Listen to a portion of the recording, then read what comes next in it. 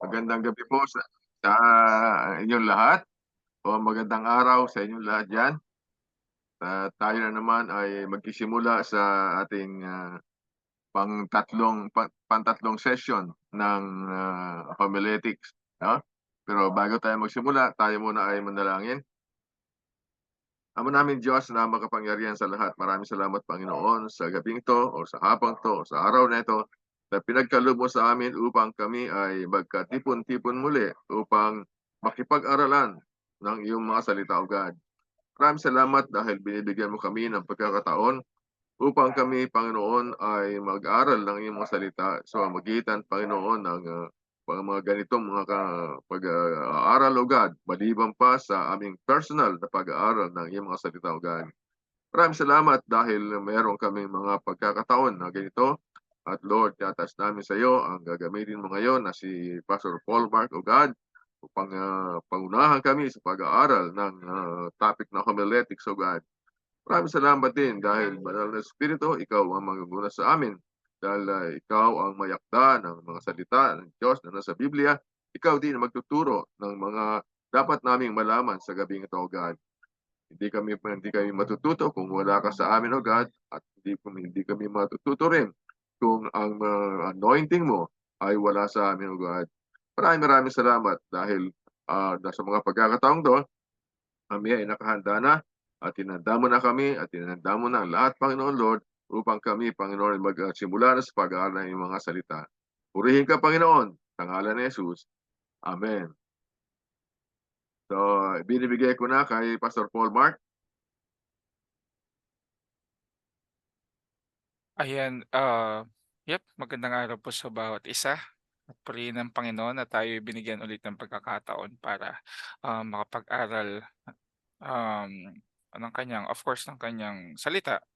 At the same time, para mas mapaigi pa natin yung ating paglilingkod sa ating Panginoon. Amen. And yeah, before that, can I confirm if you can really, hear me? If my voice is really good. Okay. Okay. So, let me just share my screen.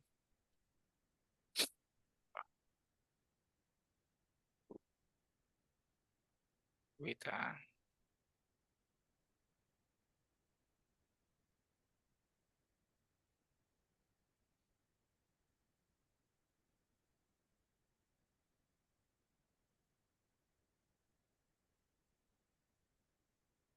Pastor Win, sige, sorry. Um, Meron lang akong mga some adjustment pala, Pastor Win. I know I have, yeah, yeah, sinabi ko na sa inyo na what we'll discuss today is just the basic preparation and then the perfect model. Pastor Win, sa tingin niyo okay kaya yung perfect model would be next week kasi medyo mahaba pala yung basic preparation ng sermon. Kung ano lang ang kaya, okey lang 'yun. Oo, baka kasi sumobra ako sa time, Oo, pero yeah, as much as possible iko-concentrate ko naman 'to. Ay, walang problema okay. 'yun, walang problema 'yan. Okay, okay, sige po, share ko na yung screen ko. Okey.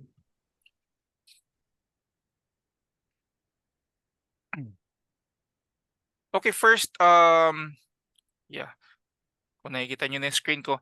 So, on our first week and second week, we're done already discussing the importance of the biblical preaching, the definition of it. And then last week, pinag-usapan natin yung mga vital elements, okay, ng isang preacher, yung personal preparation, okay. Now, ito na yung isa sa mga alam kong hinihintay na ng bawat isa, ano, yung basic preparation ng sermon, okay. Yung mga ah, what do you call this? Yung mga parts, ano yung mga dapat i-consider, paano mag-prepare, paano mag-start. So ngayon natin pag-uusapan 'yan, okay. So, share ko na yung aking PowerPoint.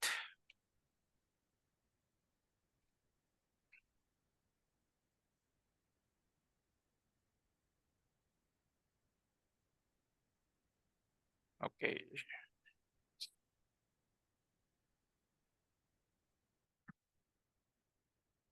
Okay.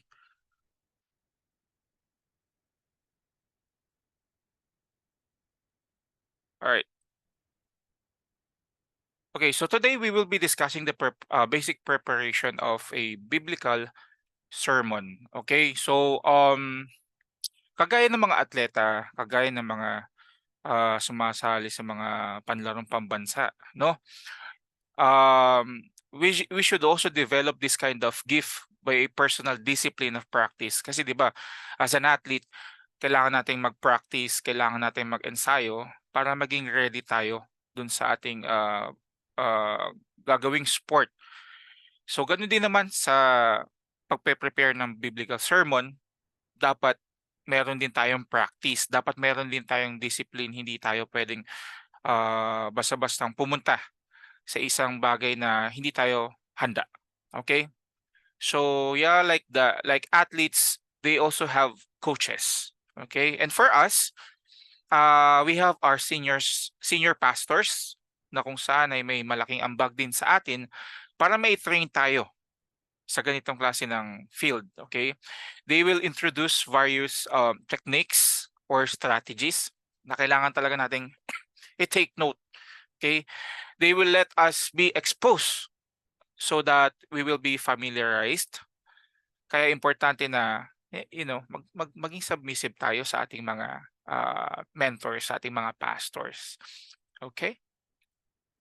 So, ano ba yung mga steps involved in preaching a biblical sermon? Okay? Madalas, ito yung mga tanong ng mga beginner preachers. Ano-ano ba yung mga dapat na isaalang-alang sa pagpili ng mensahe? Paano ba pumili ng mensahe? No? Una, dapat ka munang syempre manalangin sa Panginoon. Okay? Hingin natin yung peace. Kailangan natin hingin natin sa kanya yung magkaroon tayo ng sound mind upang ang mensaheng mapili natin would not be out of our own emotions. Bagkus kung ano yung leading sa atin talaga ng Lord, then after that, after we prayed, saka natin i-consider yung ano ba yung need ng church? Ano ba yung vision ng church? Ano ba yung mission? Ano ba yung goal ng church? Okay? Ganun natin dapat i-consider yung ating pagpipili ng mensahe. Okay, hindi lang basta out of nowhere, ito yung gusto kong ituro. Hindi siya ganun. Okay? Ganun din naman, okay, I'm gonna read this. First, choosing the scripture text for preaching. Okay, the themes of preaching may be determined by the need of, katulad na sinabi kanina, by the need, vision, mission, values, or specific goals of the church. Special events in the church, liturgical calendar, or personal leading or burden of the pastor, or from text with his daily quiet time with the Lord. Okay? So, yeah. So, hindi to according sa ano yung sarili nating emotion, head knowledge, no? Ganun din naman, no? Kung ikaw ay isang leader sa isang, let's say yung mga personal career natin, okay? Let's say you are a supervisor or maybe you are a manager, no? Your mentoring or advice to your staff will not be depending on your own emotion, di ba? No? So we should be focused on our company's goal or target. Okay? So hindi porket may isang kapatiran, let's say sa church, hindi porket may isang kapatiran, hindi naging obedient sa atin or hindi nag-submit sa atin, tapos sasabihin natin, ay, dapat ang mensahe ko sa Sunday regarding obedience. Hindi ganon. No, hindi dapat ganon. No? Kaya importante na sa ating pananalangin sa Panginoon, hingin natin unang-una, no, yung kapayapaan ng ating puso at pag-iisip. Bakit? Nang sa gayon, ang mahihatid natin sa mga tao ay yung mensahe talaga ng gusto ng Panginoon at hindi yung ano lang yung nararamdaman natin. Okay? Next. Personal reading and reflection of the text. Okay? The preacher should read as many times as he can to sense what the biblical author is talking about. Okay? So personal reflection kasi possible baka tayo yung unang turuan or para sa atin talaga yung mensahe, no? Maraming pagkakataon sa tuwing magpe-prepare ako ng preaching. Ako yung unang-unang tinuturuan ng Lord. Kaya kapag ako'y unang naturuan, it is very easy for me to deliver the message. Bakit? Kasi ano siya buhay siya sa akin. Amen? So after selecting a text, some pastors use a commentary books. Okay? Nag-check sila ng mga commentary books. Meron din yun sa internet. To study the passage well, yun ang purpose, and save a lot of time in preparation. No? Itong mga commentary books, mas magiging madali sa atin para makabuo ng thought. Okay? Kasi we will get some ideas sa ibang mga pastors regarding do sa topic. Okay? Or sa text na napili natin. Pero mas maganda kung we will study and reflecting the text first by our own before tayo magbasa ng mga commentaries. Bakit? Again, di masama, no? Hindi masama mag-refer sa mga commentaries. In fact, maganda nga yun to check someone else insight. Pero kapag inaral muna natin yon sa ating sarili, no? Magkakaroon tayo ng own discovery. Magkakaroon tayo ng insights, no? Own insights na ma-develop natin yon sa ating mga sarili. Kumbaga, parang plain mo muna siya dapat na mabasa. Hindi mo pwedeng pag nakita mo yung text, hihingi ka agad ng mga insights from different people. Pag nangyari kasi yun, ano na siya, parang it is no longer, plain, no? Parang may halo na. So, mahirap na sa'yo, mahirap na for you na mag-compose pa kasi meron ng nag-cover na idea from the other. Okay? Kaya aralin muna natin, tapos saka tayo mag-check ng mga commentary books. Okay? Ngayon, sa mga text na aaralin natin, ito yung mga bagay na dapat nating i-take note or pansinin. Ano-ano yung mga yon? First, story. Okay? I-check muna natin if text is a story. Okay? We have to discern what is the plot of the story. We should know what is the story all about. Okay? Ganun natin siya dapat basahin. Next, yung poem. Sentiment or damdamin. Okay? Pinaghuhugutan sa humuhugot. Okay? Ano bang sentimento nito? Okay? If it is a poem. Then letter. Ano ba yung concern ng text na ito? Para kanino ba to? We have to check the history. Bakit ganito ang letter na sinend sa kanila? Okay? Next. So basic questions that preacher must have in mind when reflecting on a text. Ano yung mga basic questions na yun? So dapat meron tayo nito palagi. Una, what is the author or section talking about on the passage? No? Ano ba sinasabi ng author? So we should always expect from the passage that there is a personal message or personal feeding para sa atin. Okay, wag muna nating isipin ano bang message nito para sa mga audience, sa mga makikinig sa akin. Unahin muna natin yung ating sarili. Katulad nga ng sinabi ko sa inyo, mas madali magturo kapag yung salita ng Lord ay buhay na buhay sa atin. Amen? So, pag-upo pa lang natin, no? Pag nilay-nilayan na natin, ano ba ang mensahe nito para sa akin? Yun ang unang-una. Pangalawa, are there salient features that will help me understand and appreciate more this text? So, parang, is there any salient? Parang, meron bang kapansin-pansin na certain word or salita na makakapag-amplify dun sa team, na talagang makapagbibigay pa ng mensahe dun sa team na yon? Are there some words or phrases na that will bring you study more to see the inner beauty of the passage? Okay? Pangatlo, are there personal and practical things my family or church can do as a result of understanding the message? No, since we are talking about the personal reflection, we have to list down all the things you can do na pwede natin gawin in order to execute whatever you have learned from the message. And don't forget us for a guidance from the Lord so that we can do it accordingly. Okay? So maybe you can take note of this, baka lumabas sa exam. Okay, next. Third, personal study of the text. Okay? Basic objectives when studying the text.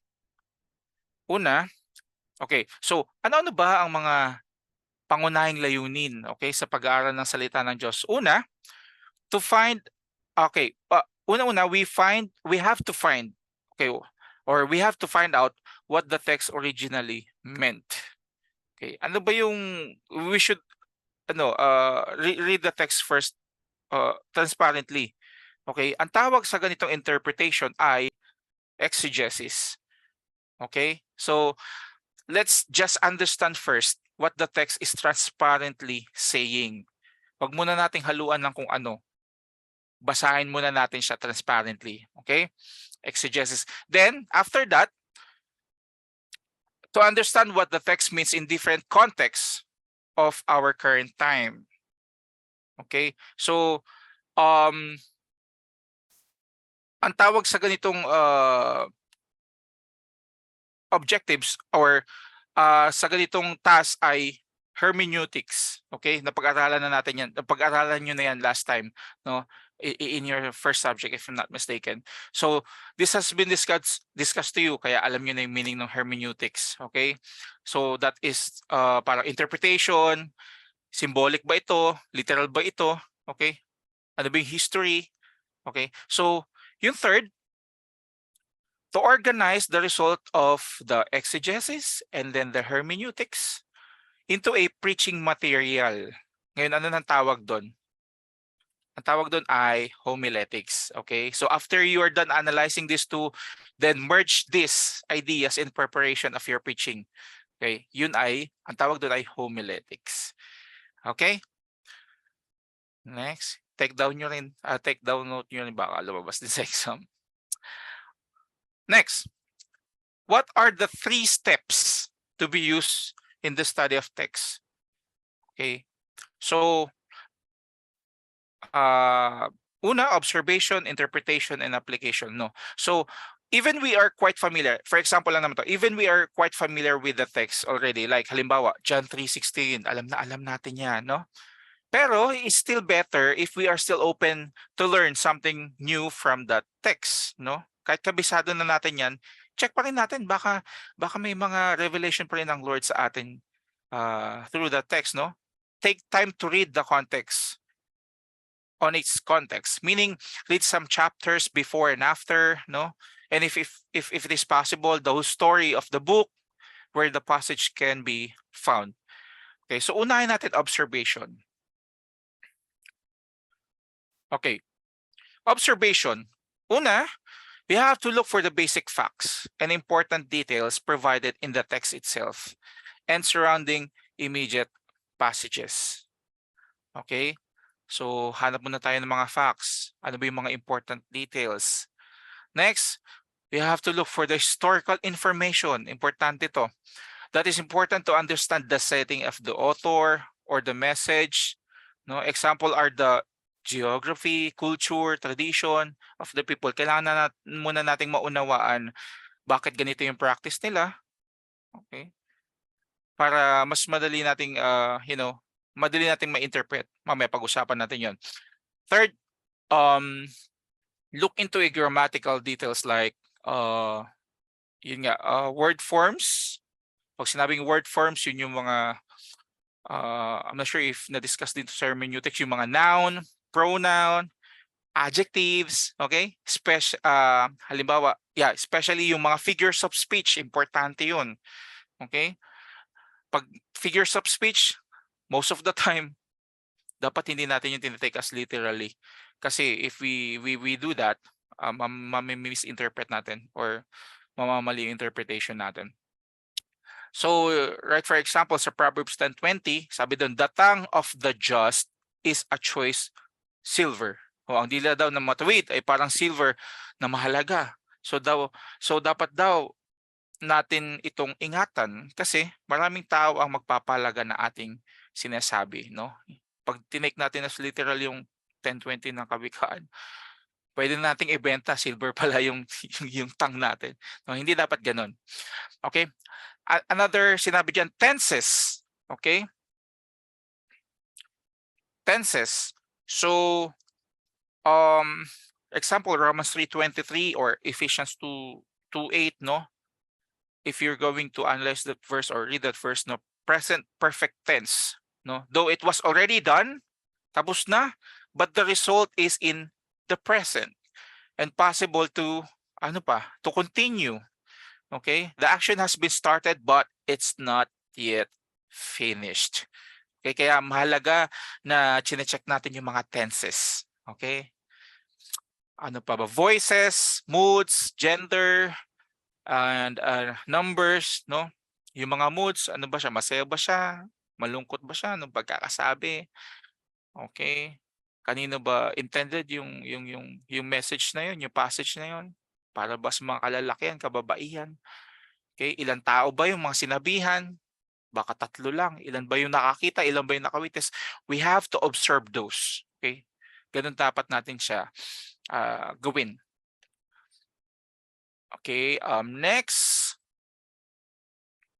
interpretation. Okay.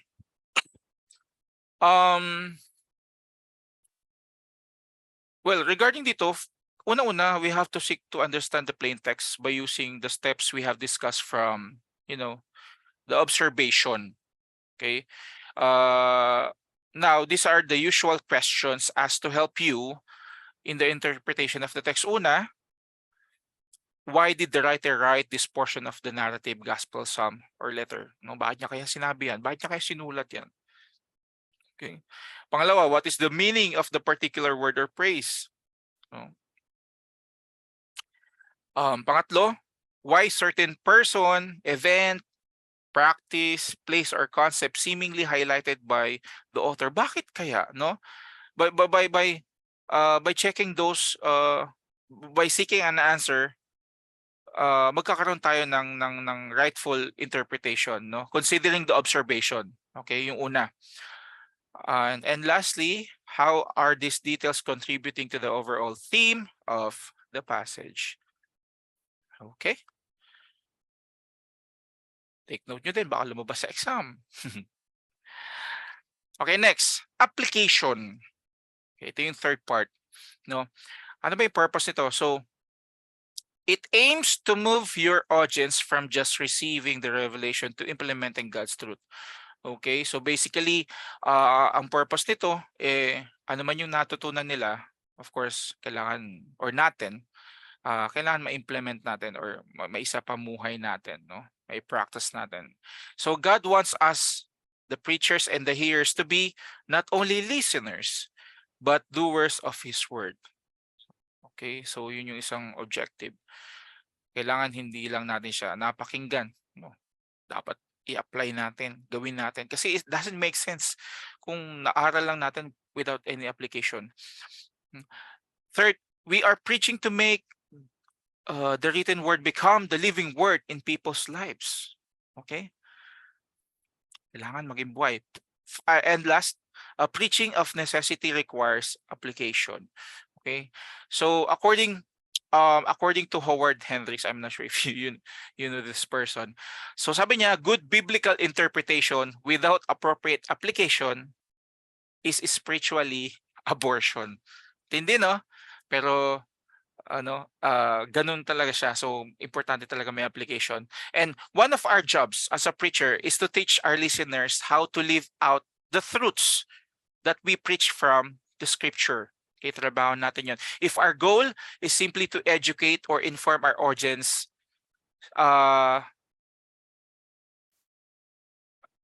okay, so that they can be more knowledgeable, then we really shouldn't be preaching, no? Kung tinuturo lang natin yung sa kanila para matuto sila, para lang mas marami silang malaman, no? Hindi tayo nagpi-preach, no? Parang nagtuturo lang tayo. Kaya nga sabi nila, no, yung quote, practice what you preach. Okay? Next.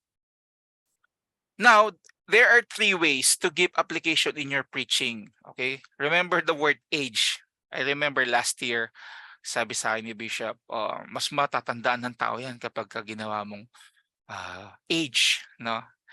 A stands for ask a question, G stands for give examples, and E stands for extend a challenge.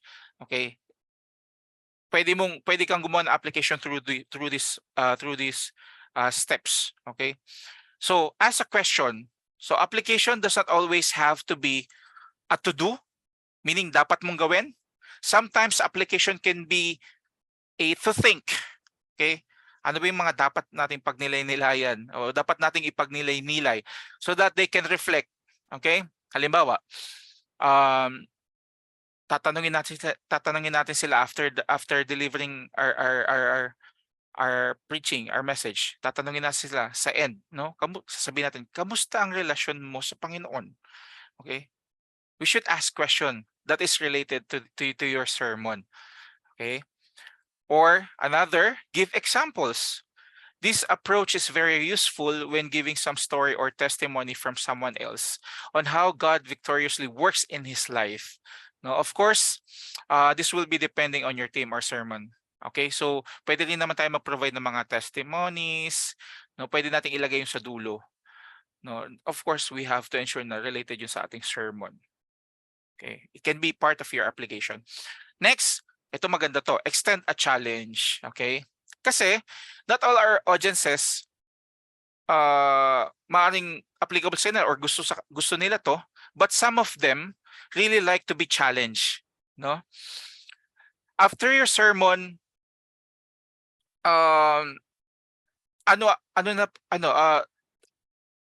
give them a challenge, no?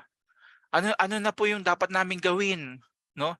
Pwede mong sabihin sa mga nakikinig sa iyo, well, if you want, then try to start to try parang 3 months and let's see how God is faithful to you. Diba? Subukan natin. Gawin natin to. Okay? If you can just remember the book of Acts, no? Sa 2 yata yun. Sa 2.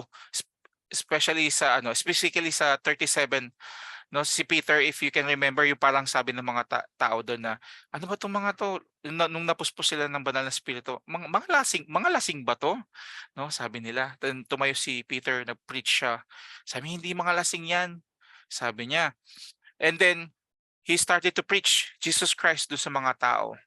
And then nung naintindihan nila, nalaman nila yung katotohanan, agad yung mga tao, alam niyo kung anong tanong? Ano pong gagawin namin?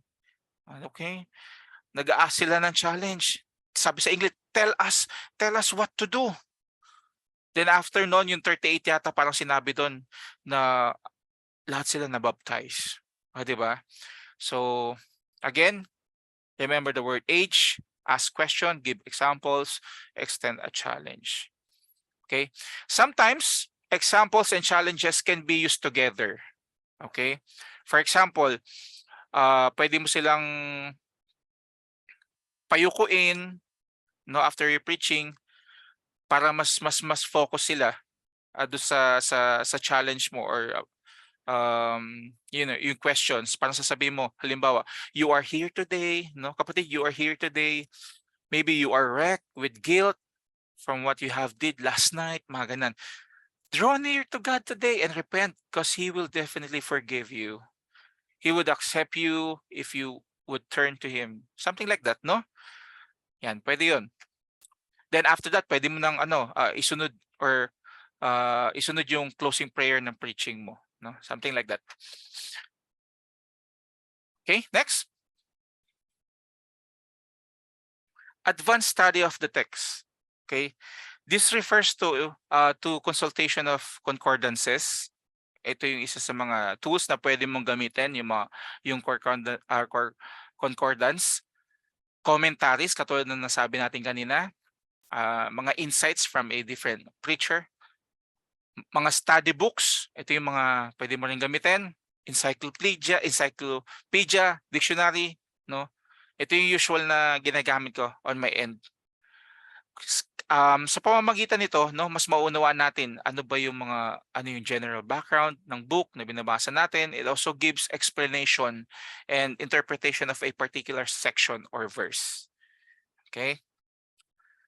Number 5, identifying the main theme of the passage. The preacher should seek to find out the main theme. Okay? So, basically, we should find out what is the sermon all about. Hindi pwede yung may passage na tayo pero ipipilit natin yung sarili nating team, no? So kanina na-mention ko sa inyo yung word na exegesis, okay? So from the text itself, ilalabas natin kung ano talaga yung thought nun transparently. Okay, walang halo. Okay, ilalabas natin yung meaning, yung thought, okay, yung values from that particular text. Yung eisegesis naman, okay, you have this passage already, pero yung sarili mo opinion, sarili mong, wisdom, yun yung ipapasok mo doon. Yung interpretation mo, yun yung ipapasok mo doon sa text. Yun yung i-discuss mo sa tao. So, ang tawag doon ay eisegesis. Okay. Sometimes they call it eisegesis. Okay. Next, what are the two parts of the main theme? Una, yung mismong subject, okay, or yung theme. Okay, so basically this is what the author is talking about. Kung ano yung talaga yung subject mo. And then the second is the thrust or complement. So this is what the author is saying about what he is talking about. Dito naman iikot yung pinaka-body ng preaching mo, no? So usually this would be your points or sub-points. Yeah, we have to ensure na itong mga to will amplify your theme or subject. Okay, next. How is the main theme determined? Okay, paano ba natin ma-determine yung ating main theme? Una, look at the main thought of each verse. Okay, so basahin natin mabuti and see the verses which have relationship with the main thought. Okay, so i-observe natin each verse and see and look kung ano ba yung common sa mga ito. Okay, and then that next letter B, summarize the main thought of related verses. Okay, pag na-summarize na natin yon, makakabuo na tayo ng ating team. And third, letter C, look at the main thought that is common to different paragraphs, chapters, or stanza. No, mapapansin naman natin yan kung ano yung mga common, no? Is there a word or phrase used which is found in different paragraphs, chapters, or stanza? Kaya napaka-importante na we read the text before and after, no? So that we can get an idea. Next, letter D, state this main thought in a sentence. Okay, so please take note, okay, when you find the main theme of the passage, state it simply hanggat maaari. Simple, clear, okay, concretely as possible.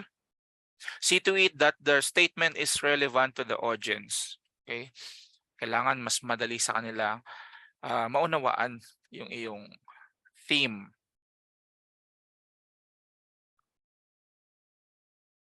Okay, next. Coming up with the structure of the text. Okay, so how is the structure of the text determined?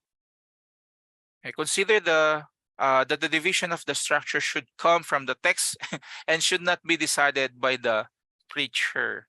Okay, so sometimes the tendency of the beginning preacher or yung mga bago is to immediately look for the 3 points in the text, no? Madalas doon sila agad nagja-jump. But it should be the text that should determine, okay? Hindi lamang kung ano yung main passage or main message, but also it will also determine how many parts are there in that message, no? Wag nating ipilit kung hindi naman pang 3 points, no? Kasi possible it can be more, okay, or it can be less, okay? So it should be the text. baka lalong maguluhan yung tao kapag hinati-hati pa natin into 3 points, pero hindi naman pala. Next, letter B, establish the coverage of the text. Okay, so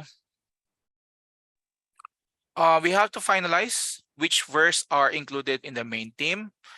If our text is too long, then the preacher or we may reduce our text or cover the entire passage in 2 or 3 sermons only.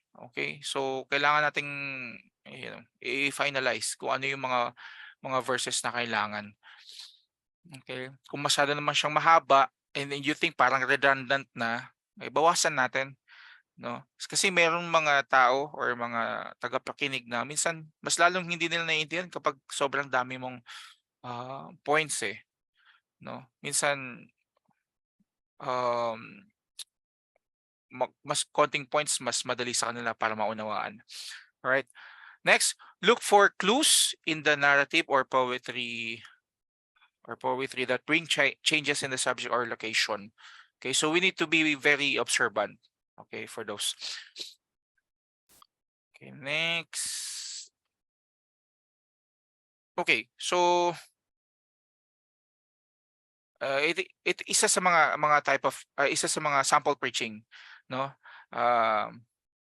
So as you can see, tingnan nyo, sa theme, sabi dito, how will the early disciples fulfill the Great Commission of Jesus Christ? So the passage was from Acts 1 to 8. Okay? So kung mapapansin nyo, yung mga points na dito, una, through the Holy Spirit, they will witness for Jesus in Jerusalem. So that was get from Acts 1:8a. This happened in Acts 2:1-8. 2:1 to 8. 4, through the Holy Spirit they will witness, yung second points, through the Holy Spirit they will witness for Jesus in all Judea and Samaria. Okay, that's the verse. This happened in Acts 8:5 to 11 and 19. Okay, and then sa third, through the Holy Spirit they will witness for Jesus even to the remotest part of the earth. No, that was get from Acts 1 to 8. See, this happened in Acts 11, 20, 28. Okay. Next. Look for a grammatical clues that will help identify the keywords and phrases and subordinate ones. Okay, so sa passage makakita tayo dyan ng mga grammatical clues. Okay, kailangan lang talaga natin mag-observe. Okay, kailangan lang natin siyang basahin maigi. Look for the key idea in each verse and each section. Okay. All right, 7. Translating the result of the study to a sermon. All right, so basically we need to make our study understandable, of course, and relevant to our audiences. And then if we will be using some terminologies from an Asian context, diba? Minsan nagagawa natin yun. Then we should look for a better translated words, no? Para maintindihan nila on our current time, no? Para mas maunawaan ng ating mga audiences, ng ating mga tagapakinig. Okay. So helpful principles to bridge the historical, cultural, and time gaps between ancient and contemporary contexts. Okay, so sabi dito, state the theme, outline, and title of the sermon in a timeless way. Okay, so basically, your sermon, your theme, title should not only be concentrated in an old type of title. Okay, maganda din kung i-correlate natin yung title sa current need ng church. Okay? Para mas lalong maunawaan ng mga makikinig. Okay, ano pa ba? Letter B, sabi diyan, translate words or phrases into presently understood conventions. Okay, so if possible, gamit tayo ng mga layman's term, no, para mas makakonect tayo sa mga audiences natin. C, organize your materials so that you can only include those that are pertinent to your sermon objective. Okay, so i-prepare lang natin, mga kapatid, yung mga illustration points na may kinalaman do sa sermon natin, no? Para mas organized, mas maayos. Yung mga hindi na kailangan, wag na natin isama pa. Baka kasi hindi makatulong, no? Mas makagulo pa.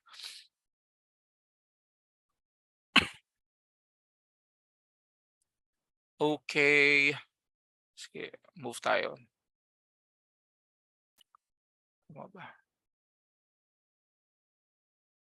Okay, so if we were going to analyze this preaching, no? Ang team dito, for example, what will determine the success of God's agenda for our church? So that's the team. And then here's the points. The Lord's commitment to His agenda. Okay, if you can see, the verse was from Joshua. Kung mapapansin nyo, all time na yan, no? But the theme and points looks like current kasi pinag-uusapan dyan agenda for our church. Okay, the Lord's commitment to His agenda, the leader's commitment to God's agenda, the people's commitment to God's agenda. Okay, the verse is from an old age, or I mean from Joshua, pero can apply sa ating current generation, no? Sa ating church, sa sitwasyon ng church natin. Okay? All right, number 8, organizing your sermon presentation. Ayan. So, the preacher needs to design the sermon in a way that the hearers, yung ating mga tagapakinig, na it will clearly understand the main message. Okay? So, dapat mas maunawaan nila through our presentation, easily follow the development, and appreciate the relevance of it, no? So, importante na clear or mauunawaan dapat ng mas maigi ng ating mga audiences yung ating mensahe through our presentation. May mga cases kasi na yung presentations masyadong maraming details, no? And sometimes yun yung nagiging hindrance for the hearers or audiences para hindi nila maunawaan yung message. Or sometimes hindi naman relevant, no? Mayroon akong napansin, dati pa to, yung kanyang PowerPoint na ang daming graph, no? Parang mga statistics yung dating. So teacher kasi siya, no? So teacher siya. So kaya ganun siya magbigay ng presentation. So sa iba, it's not easy for them to understand ano ba yung mga graphs na yan, ano ba yung mga numbers na yan. Kasi parang hindi siya relevant eh. I mean, present naman siya ng maayos ng preacher, pero pagdating sa mga audiences, hindi nila masyadong naintindihan yung message kasi mas focus sila dun sa presentation and nalito sila, no? So kaya hangga't maaari dapat relevant. Okay? So dito, what are the parts of a sermon? Okay, punta na tayo ngayon sa mga sa parts ng sermon. Una, the introduction of the message. Okay? So the function of the introduction is to make the audience listen to the preacher and to build the connection between the message and them. Okay? So it should not be too long or too short. Okay? Hindi siya masyadong mahaba, hindi rin siya dapat masyadong maikli, no? Pwede mo siyang pwede siyang interrogative, okay? Meaning you can start your introduction by throwing a question. All right? So that you can catch your listeners' attention. Ito yung sinasabi ni Bishop madalas na tawag doon? CPA, okay? Catch people's attention. All right? So throw ka ng question para pakinggan ka nila, okay? Para magkaroon sila ng reason para pakinggan ka nila. For example, no, halimbawa, kung ang team mo about forgiveness, okay, choose to forgive. Okay? Then your introduction can be parang sasabihin mo sa church, okay, church, have you ever been forgiven? Napatawad ka na ba? Kung napatawad ka na, anong pakiramdam, no? Something like that, no? Then kapag naitanong mo yun sa church, magkakaroon sila ng interest. Oo nga, no? Parang hindi pa yata ako napapatawad nung may sama ng loob sa akin. O kaya, gusto ko magpatawad pero paano nga ba? Ang ganda ng tanong, sige nga, pakikinggan ko. Okay? Pwedeng ganon. Next, the body of the message. Okay, so the function of the body is to unfold and accomplish the purpose of the message. So it will impact the hearers. The body of message needs to be interestingly organized, such that the major points consistently support the sermon message. These points are proportionate in length and have a logical relationship or progression to each other. So dapat yung points mo dapat proportion siya and meron siyang logical relationship, okay? Progression. Right, for example, this message, wait. Yeah, ito. Ito nasa by the book to eh. Halimbawa, yung theme, how can God's people today make a difference in society? So if you're going to analyze, no, do sa body, sa points, it started with we should be dedicated to know the word of God, diba? We should be dedicated to obey the word of God. Uniform siya, okay? Meron siyang logical relationship. Okay. And then ito yung mga verses nasa Ezra. Parang pare-parehas to. Ay, hindi. Okay. Yeah. Anyway, this is one of the sample. Okay, basahin natin yung ibang verse. Back tayo ng slides. Okay. For example, this one. What will determine the success of God's agenda for our church? Okay, if you're going to analyze the points, it is the Lord's commitment to His agenda, the leader's commitment to God's agenda. Nakikita nyo, may mga commitment. Okay, hindi siya pa iba-iba. Okay, so uniform siya, proportion, kumbaga. Okay, next. Ano pa ba? Okay, pointers in preparing the body of the sermon. Ano yung mga pointers? Una, of course, the main points in the sermon body. So each point should be supported by a text from your passage. If it cannot be anchored in a text, well, then it cannot be a major point. Okay, so basically sinasabi lang naman dito, i-ensure natin na merong verses or text, okay, yung ating sermon or yung ating mga points. Okay, next, the main point should support or amplify the sermon theme. Okay, so kailangan lang nating i-ensure, mga kapatid, na those are related to the theme, yung ating mga points. If it is not, then simply you are just only discussing a different topic, no? And surely it will lead your audience to, confusion. Magkakaroon lang sila ng kalituhan kung hindi siya related dun sa team mo, yung points mo. Or baka nga ang mas matandaan pa nila yung points, hindi yung team. Kasi gulo-gulo. Okay? So dapat your points should support your sermon team. Next, the main points should be stated in a fresh and relevant way that will be appropriate to the audience. Okay, so para mas madali nilang maunawaan, mas maigi kung ito ay, of course, relevant sa kanila. Okay. Next. Okay.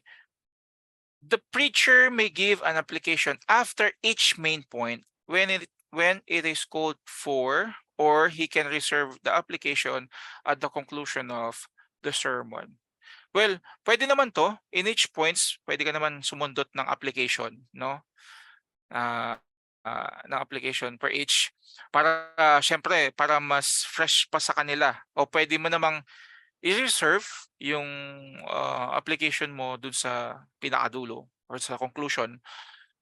Kaso, ang advantage ng pagbibigay ng application after the points, I mean, after mo ma-deliver yung mga points mo, mas madali sa mga audience na maunawaan, okay?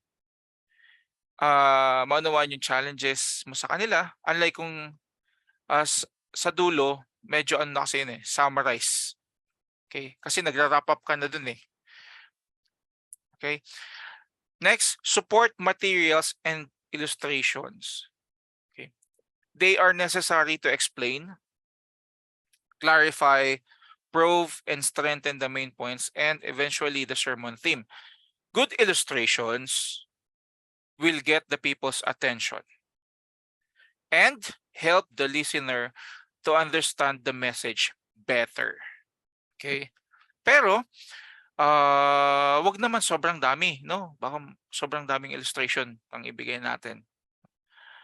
Baka kasi may tendency na yung illustration yung maiwan sa kanila, yung mga sample mo.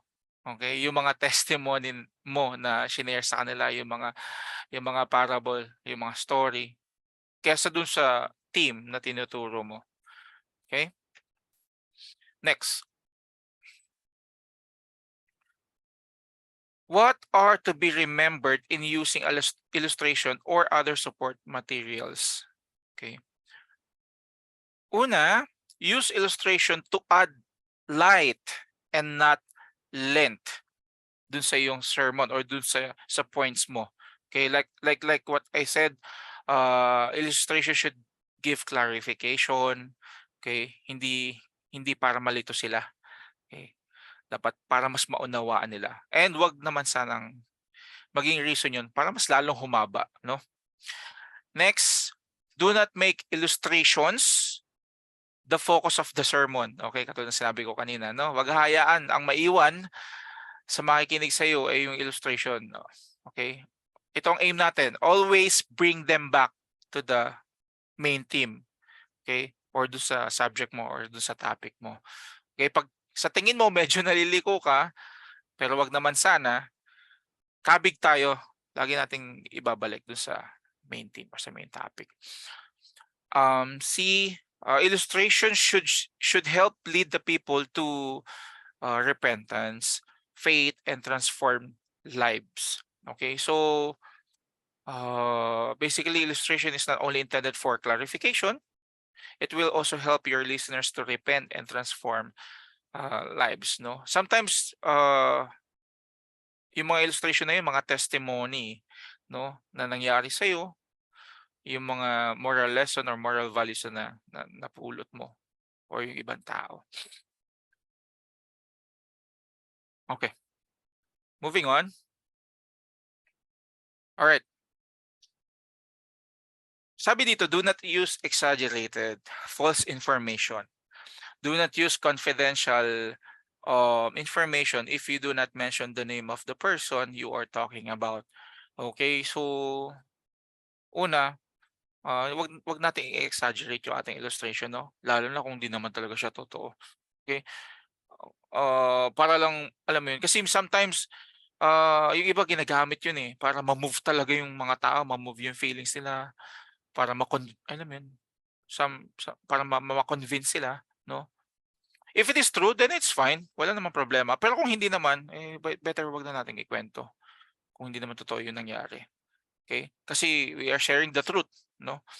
And then another, sabi dito, do not share confidential information, no? Better not to disclose those especially if the person have no permission or they are unaware na i-share mo yung kanilang mga testimony, no?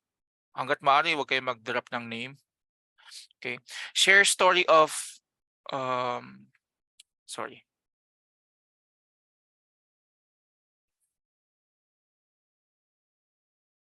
Anyway, okay. Letter E. When you use your own story, avoid giving people the impression that you have all the answers. Okay? That your faith is unshakable and that you are the standard of the biblical virtue. Okay? Iwasan natin yung ganung klase ng impression, no? Still, gusto pa rin naman ng Diyos ay meron tayong humble heart, of course. Yun yung importante. Even if your story is true, avoid natin yung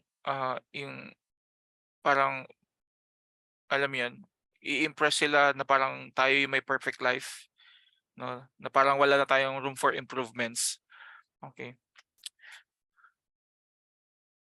Okay, next. F, if you will use your own example, talk also about your humanly weak side, the challenges you face, and the mistakes you have committed. If people know that you are one of them, they will be they will be more at ease with you. No? Mas madali mo silang makakausap. No? Again, you are setting an example. You cannot consider yourself as an example if ikaw yung parang perfect side. No? Hindi sila makaka-cope up sa'yo. Baka sabihin ng tagapakinig mo, nasasabi niya lang yan kasi hindi niya pa nararanasan. So ngayon, hindi niya talaga tayo maiintindihan. No? Something like that, no? Kailangan iwasan natin yun. Ano pa ba? Okay, letter G. Okay, you may, if you have an active and creative mind, create a fictional story. Okay? Ito acceptable to. Fictional story, you can use your talent to illustrate your message, no? So, yeah, ang lagi ko naalala sa point na to, yung tinuro ni Bishop tungkol dun sa naitulak lang dun sa particular task pero hindi naman niya talaga gusto. Yung parang naalala ko yung yung parang sinong gusto yatang mapangasawa yung prinsesa tapos dun sa pool may mga, not sure kung crocodile ba yun or what. Tapos may isang lalaki na nag-jump, tapos nag-swim siya.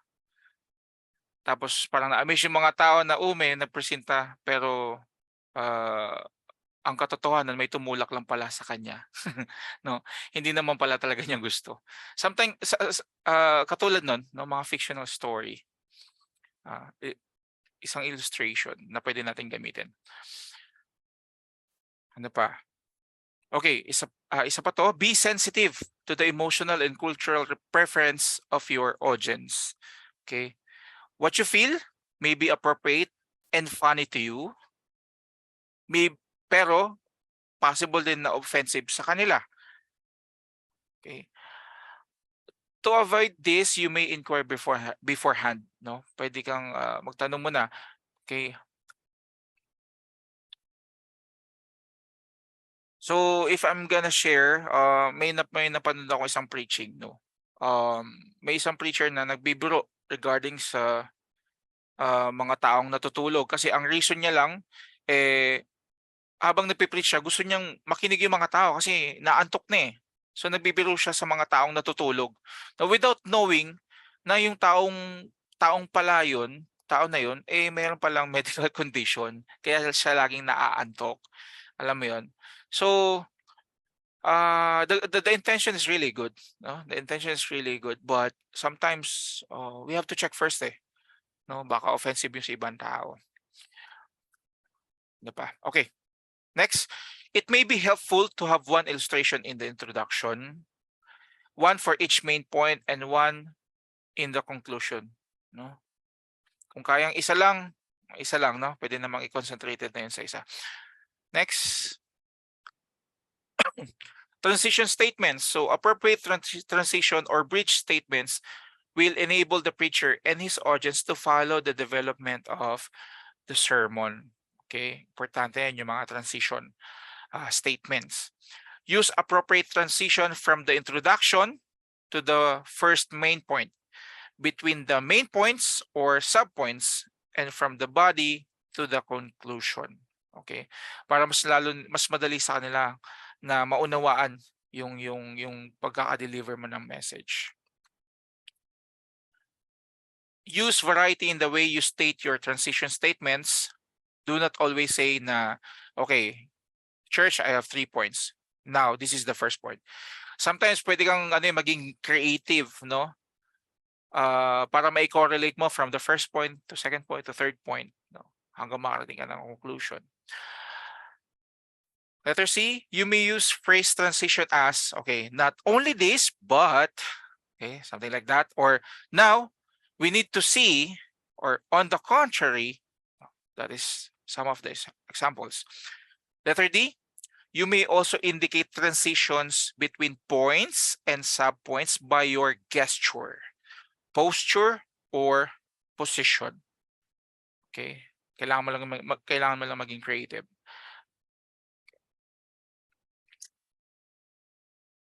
Next. The conclusion of the message. This is the place where veteran preachers give their final challenge or application to bring home the purpose of their sermons. Okay. Okay. This is like the destination of a journey. It completes the sermons. Okay. Yun yung conclusion. After telling the people what we want them to know, now we urge them to align their lives according to the truth they heard. Sa pamamagitan ng conclusion, pwede mo i-summarize yung mga points mo. Okay? Dito mo or re-statement mo yung theme in a more personal or applicatory way. No? As you can remember, nag-share ako sa inyo ng mga sample preachings ko. Kung papansinin nyo, yung mga na-discuss ko on the first part ng aking preaching, yung mga subpoints, nilalagay ko ulit yung sa dulo. Okay? So sinasummarize ko yung mga points para mas lalo nilang matandaan at maunawaan yung the whole message. Doon ko nilalagay yung conclusion. Okay, so pointers in making a sermon conclusion. So if you're summarizing your points,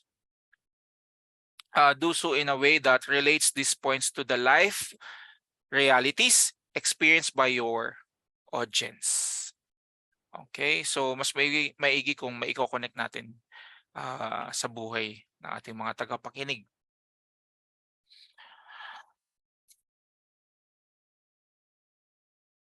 Okay, so keep within the bounds of what you have already discussed. Okay, so iwasan natin na para tayong nag-open ng panibagong topic sa conclusion, no? Hindi po matatapos 'yon, no? Kapag nasa conclusion tayo tapos parang may gusto pa tayong i-discuss ulit na panibago. Dapat kung conclusion na. I mean, pababa na, okay? Yung sometimes the energy, dapat yung energy sa introduction natin yung naibibigay, no? Pagdating sa conclusion, dapat medyo wrapping up na tayo doon, okay? Dapat hindi tayo maging tunog na parang another topic na i-open, no? Iwasan natin 'yon. Next, avoid long poems or quotes. They are often intended to be read than heard. Okay? So, iwasan po natin yun. Na para bang pag maglalagay tayo ng poem or quotes, yung sobrang haba, sometimes yung mga tao talagang babasahin lang yun and hindi nila mauunawaan. Ano pa ba? Use concluding indicators such as finally, mga ganon, no? Sa dulo, or lastly, or in conclusion, only if you are really at the end of your sermon. Okay? Pansin ko nga dito sa conclusion, kapag nagsasalita na ako na finally, lastly, yung mga tao, madalas nagigising no? Parang, uy, conclusion na. No? So, yeah, we can use that words. Next. Let your emotional continence be in line with the sentiment of your application. Now, if your conclusion is happy or victorious, then you should not sound like, parang nalulungkot ka. Kung sa tingin mo, kung yung sermon mo is about victory, no, halimbawa, from being sinful, tapos parang binigyan mo sila ng parang sinabi mo Jesus can forgive you, no? Mag-repent ka, no? And Jesus has forgave you already, no? It sounds like victory, no? Dapat hindi ka parang parang nalulungkot. Okay? Dapat in line, of course, yung emotion mo dun sa conclusion. Okay? So, letter F, avoid making jokes in the section if you are ending with a serious appeal. Okay? So, yeah. Especially if you're intending your audience to repent, no? Kapag meron kang altar call or gusto mo sila mag-repent, mag-transform ng buhay nila, eh, it is not appropriate kung magjo-joke ka pa. Okay? Sometimes that jokes, pang ano lang yan eh, pang catch people's attention or CPA or in the middle of your, delivery of the sermon. Para lang, alam mo yun, mabalik mo yung attention nila. Okay? Letter G, if you are using a song for an altar call or have a specific instruction for people to do, like filling up a response card, see to it you have done the necessary coordination with the worship coordinators and ushers beforehand. Okay, so worship team and ushers should be prepared kasi pag nagkaroon ng idle time, parang nawawala kasi yung momentum. So before ka umakyat, before ka mag-preach, dapat na-coordinate mo muna yan beforehand sa worship team. Halimbawa, kung gusto mo magpa-play ng kanta sa kanila while you are praying or altar call or meron kang mga challenges sa kanila na gusto mo nakayuko sila, nagpe-pray ka, dapat nasabi mo na sa worship team yan. Kesa magsalita ka pa sa mic na, pwede ka bang invitein dito yung worship team to play music? No? So, ganun. Another one. Okay, writing your sermon. Avoid reading them in the pulpit. Okay, just a glance of it only, no? Silip lang. Kaya importanteng basahin talaga or araling beforehand, no? Because it sounds like we are just reporting something, no? Kapag binabasa lang natin. Remember, we need to connect to our audiences. Okay? So, isang silip lang, then tingin sa tao. Next, be sure your manuscript does not get messed up and keep falling on the podium. Okay, so thankfully, nakakatuwa no sa ating panahon ngayon, where we are using PowerPoint, no?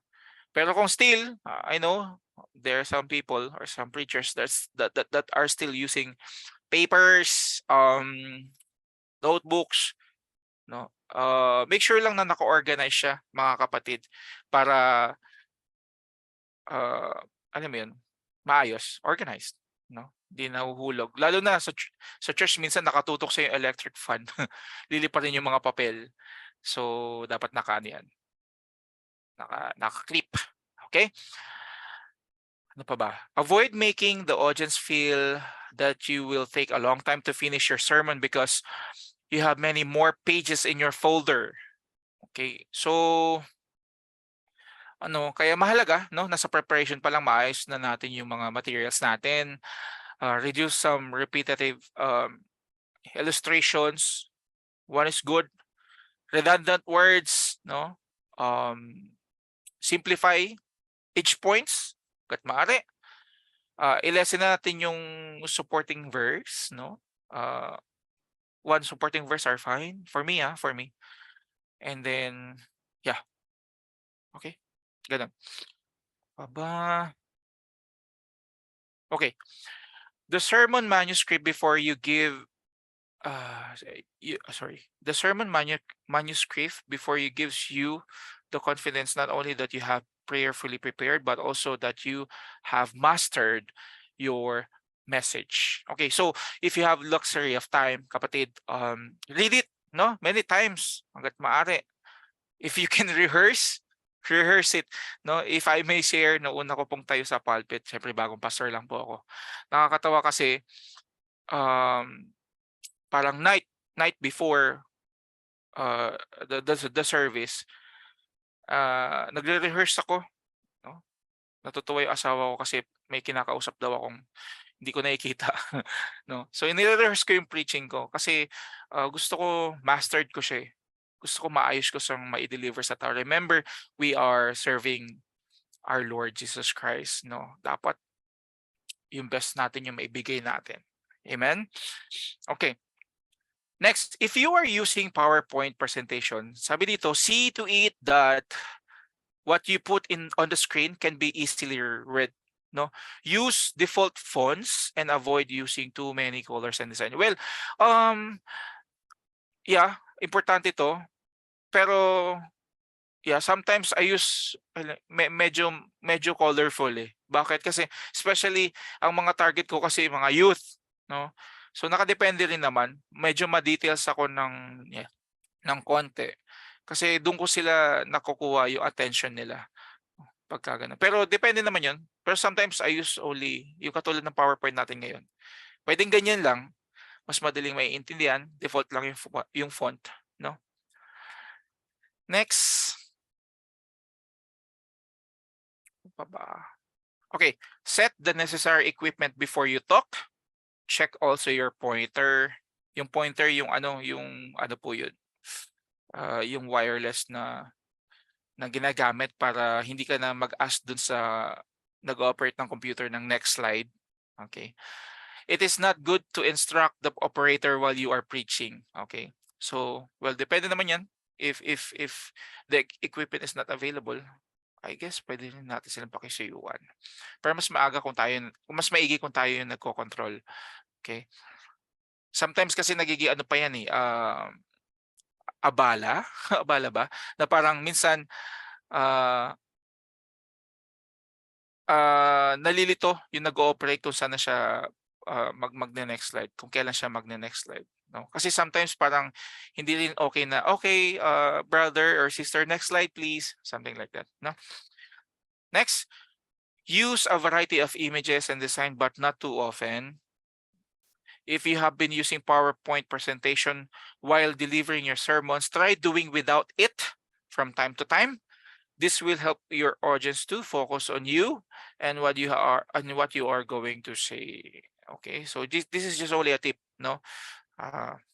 Wag daw tayong gumamit ng madalas ng iba't ibang klase ng image or design.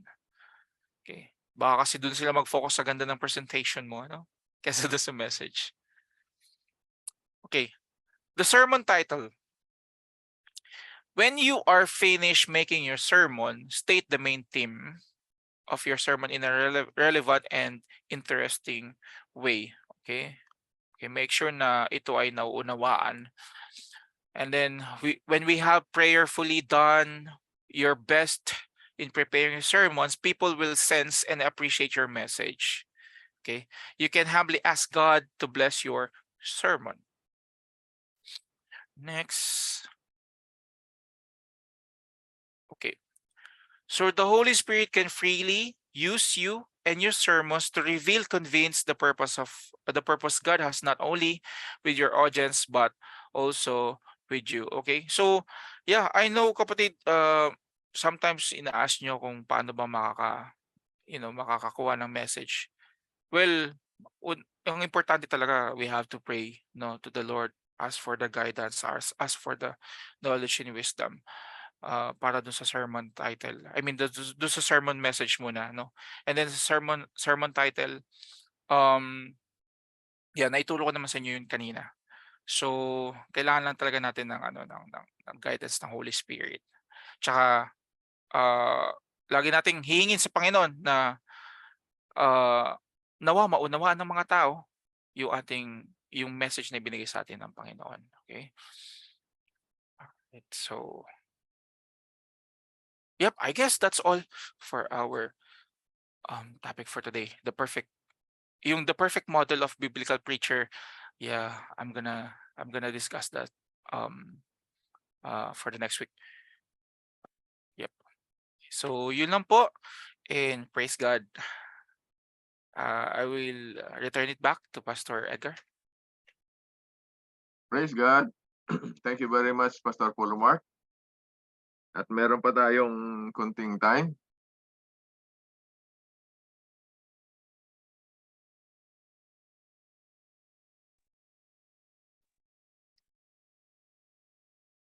Ano?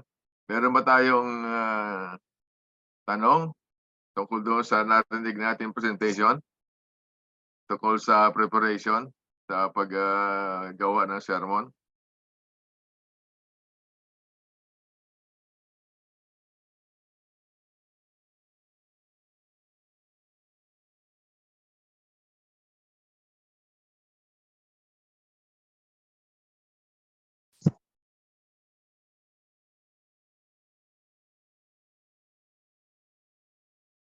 Sige lang, voice out lang. Baka nahiya kayo. Baka mga nag-iisip pa. Picture mo tayo. Habang nag Ha? habang nag-iisip pa sila, kung magtatanong sila, picture mo tayo. Okay, sige.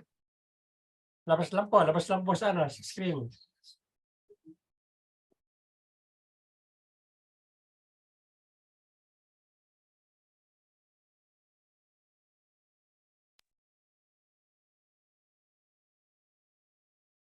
Okay, ready na?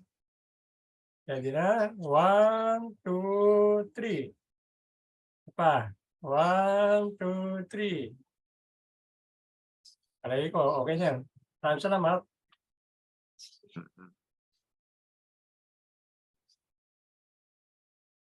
Sino ang may gustong i-clear out lang doon sa narinig natin?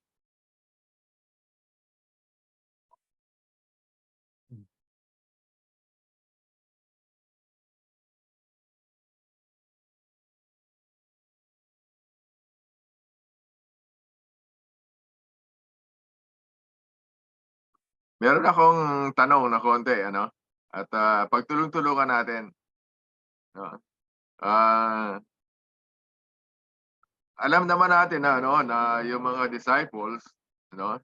Lahat tayo magbigay ng ano ng ating mga kuro-kuro, no? Kasi sabi doon sa narinig natin kanina, ano, ay doon merong ano, yung observe natin yung ano, yung hermeneutics, ano? Yung ano yun? Tapos bago mag-homily, ano yung isa? Exegesis, Pastor. Exegesis, Sa hermeneutics. exegesis, ano? Okay. Sa ating halimbawa gagamit tayo ng gospel, ano? Yung apat na 4 gospels. Exegesis ba yung sabihin natin na may faith yung ano, yung mga disciples doon? Or sa pagkaintindi natin, may faith na ba sila doon sa habang si Jesus ay nakasama pa nila? Parang nag-develop na. Sino yun? Okay. Parang ano, para sa akin, na-develop na lang, lalong-lalo na nung ano, nakita lang na totoo, sinabi ng Panginoon Kristo na, na mabubuhay sa muli. Okay. Sige. Sino ang ano? Meron na ba silang faith doon? Alam mo, sasabihin natin sa part of the sermon natin na ang faith ni Peter, ang faith ni John, ang faith ng mga disciple. Meron na bang faith doon? Sa akin, Pastor, kung wala silang faith, di na sila susunod sa Lord. Aalis Ano? yun doon. Hindi Ano? maniniwala. Ah, Hindi aalis na sila ro kung hindi sila susunod sa Lord. So may faith sila, may tiwala sila, kaya sila sumunod sa Lord. minsan kasi pinaghalo yung belief saka yung faith, ano, na okay, naniwala sila kay Jesus. Pero pag pinasok na yung maghihintay na yun ang factor ng faith, ano? Na maghihintay para mangyari yung sinabi ni Jesus, magkaiba yun. Ba? Tapos merong isang example diyan, ano? Merong isang example.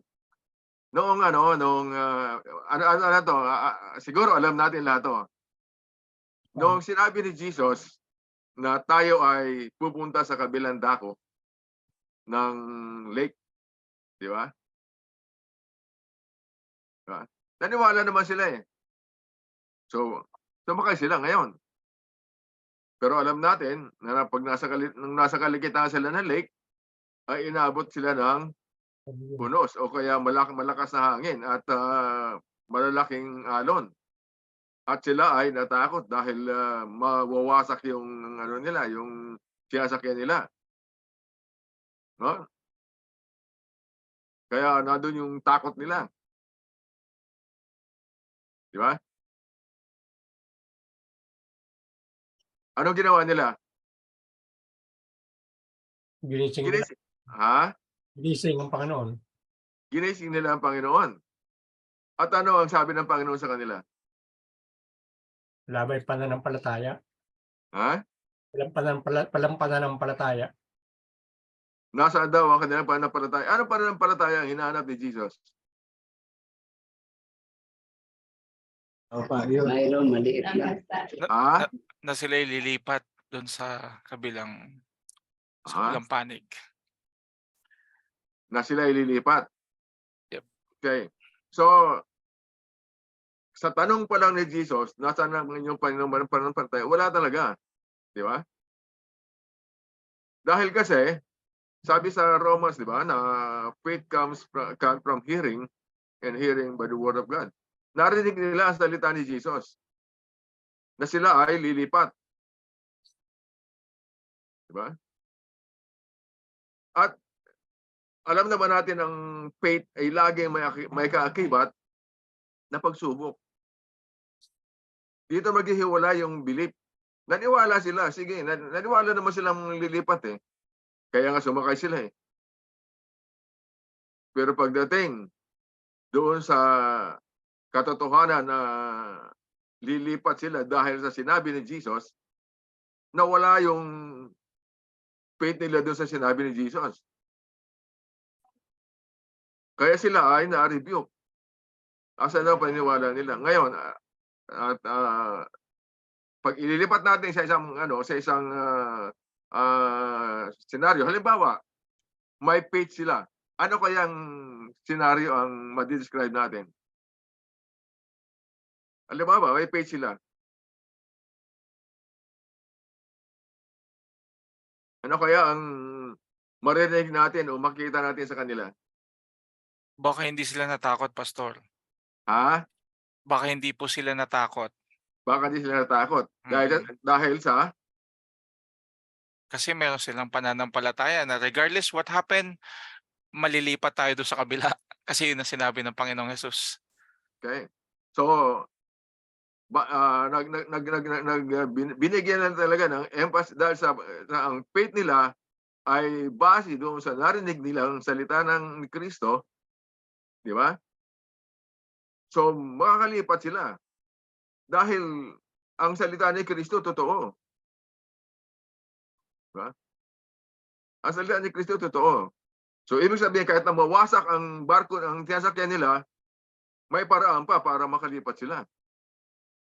Tama ba 'yon? Tama ba yan? Amen. Ha? Ikaw man to, Pastor. Kung Tama? makikaroon, biglang may ano na gano'n, hindi ka matatakot. Siyempre, feeling mo yun eh. Kala ko tumawa ka ng tumawa doon. Siyempre, matatakot ka rin. Si Lord, hindi niya naramdaman, natulog siya. Ganun talaga ang faith eh. Ganun talaga ang faith eh. Oh, Di ba? hindi na ang Lord, hindi niya naramdaman dahil tulog siya. Hindi. Totoo naman yun. Na hindi naman hayaan ng Panginoon na mangyari yung ganun. Diba? Dahil sinabi niya na lilipat sila sa kabilang dako eh. Sa atin pa, lilipat talaga. Oo. Hindi niya pabayaan yung Hindi sila naka-ready doon sa mangyayari. Hindi nila alam yun dahil yung lugar na yun, bigla-bigla na lang nagkakaroon ng ipo-ipo. So, akala nila normal lang. Sige, sasama kami ron. Walang nakikitang signal eh. Walang clear eh. Okay, sige, sama tayo. Natulog ngayon ng Lord. Gising. Bigla may ipo-ipo. So, Okay, totoo yun. Pero kung halimbawa, kalmante yung dagat, di ba? At nakalipat sila, walang faith doon. Ha? Kaya wala yung si Kristo mo ang Diyos. Wala siya ba ng Diyos na inuuto ko yun? Di ba? So, dito na sila what manner of man is this? What kind of man? Mga okay, ibalog na Ginoo ito sakto ko siya nga kung walay bagyo, walay unos, walay faith doon. Okay, wala naman. tama yun. Kinesyon pa nila yung ano eh, yung attitude ni Jesus na parang hindi sila, bakit parang hindi ka nag-alala sa nangyayari? Don't you care, sabi nga, don't you care. Yung sa ano, malakas na nga bagyo eh, tapos tutulog lang siya. Yun ang pinaka-simpleng illustration ng faith sa gospel. Yun ang pinaka-simple. Oh. Worship. Ang maniwala sila, sige. Naniwala sila sa babae. Pero hindi pa faith yun. Dahil sabi ko nga sa inyo, sa pagkaintindi ko, kung smooth sailing sila, nakalmante yung dagat, at nakalipat sila sa kabila, walang faith doon. Hindi nila nagamit yung faith nila ron. Pagkaintindi ko lang, ewan ko sa inyo. Hindi, pastor, para sa akin, para sa akin. Ang sa akin, marami nang pinakitang miracle ang Panginoon Jesucristo. Pinatunayan niya. So, ibig sabihin, para sa akin, siguro, yung mga time na yun, hindi pa fully develop ang kanilang pananampalataya. Yun nga, pastor, ang pinag-uusapan natin. Yun ang tanong ko kanina una. Hindi ka nga, ang sabi ko nga, yung kanilang pananampalataya, dinidevelop pa lang. Kaya nga nung nakita ng totoo, yung namatay siya, nabuhay na muli, talagang naging bumbuning kanilang pananampalataya. Kung sinabi ng Panginoon Kristo, ay nagkaroon na ng katotohanan, natupad na. Kaya para sa akin, para sa akin lang yun. So, ibig sabihin, pag i-apply natin yun sa homiletics, na dahil sa unos ay nawala ang faith ng mga disciples, tama ba yun? Nawala, ibig sabihin na nawala, meron. Nawala lang.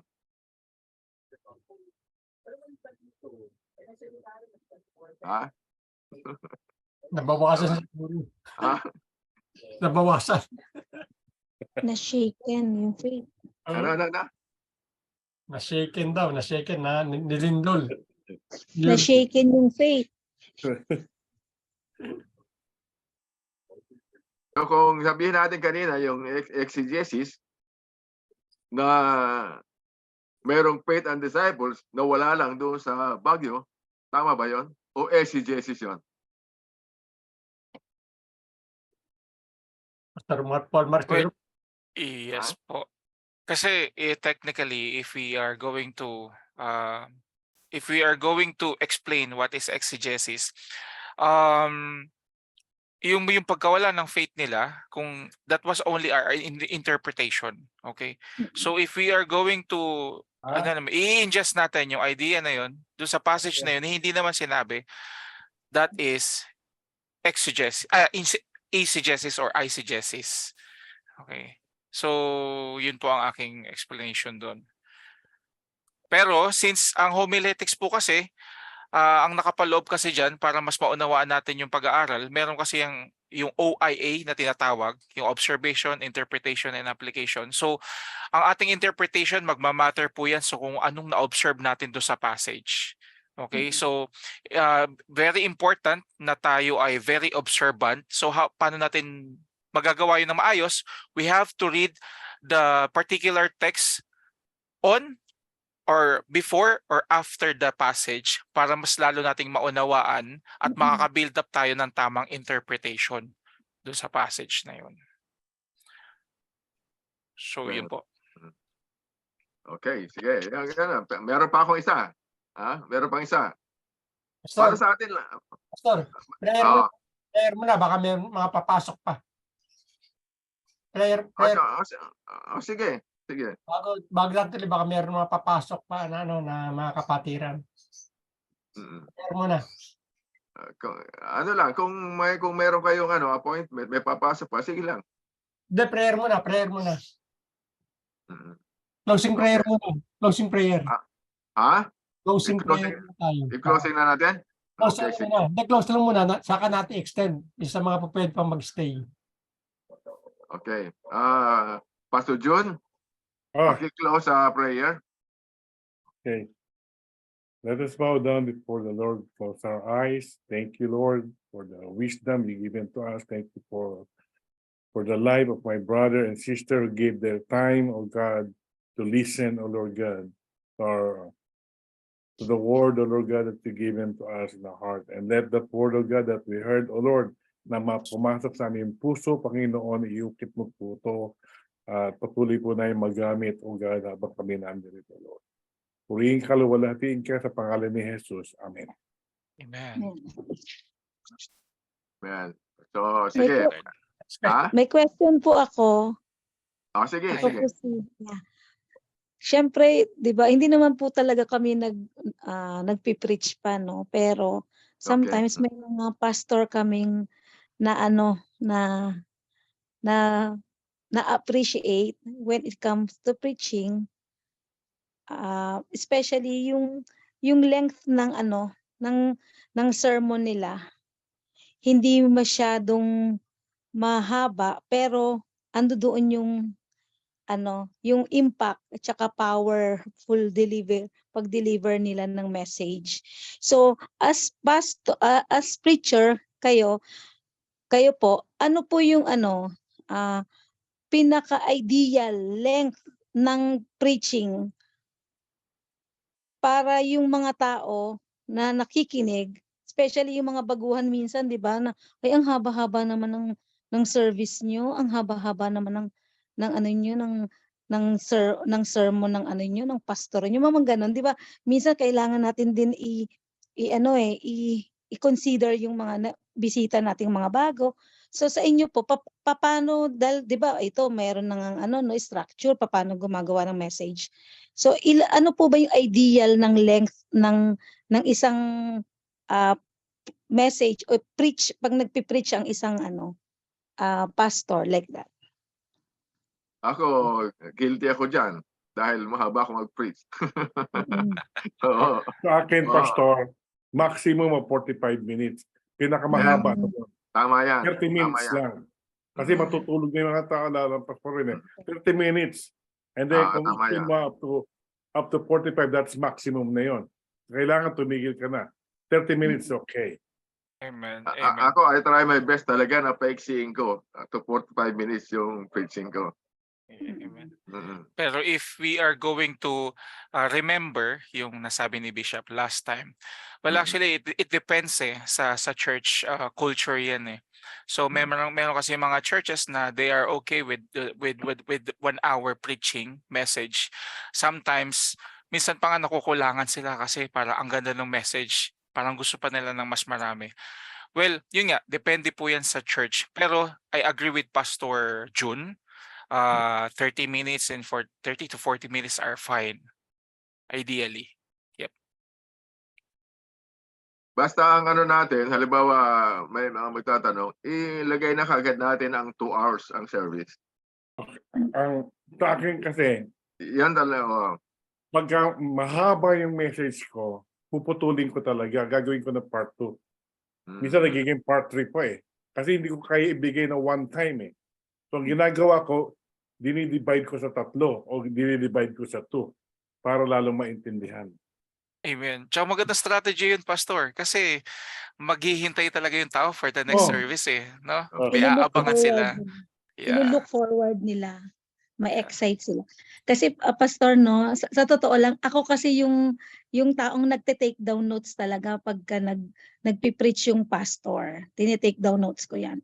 Ako rin yung taong nagga-guard ako ng heart kasi parang meron kasi ako in-attend na church noon sa Pilipinas. Ang sabi nila pag mahaba daw yung preaching ng pastor, nadi-despise daw yung church. Despising the church na ang term nun. Despising the church, ano yun?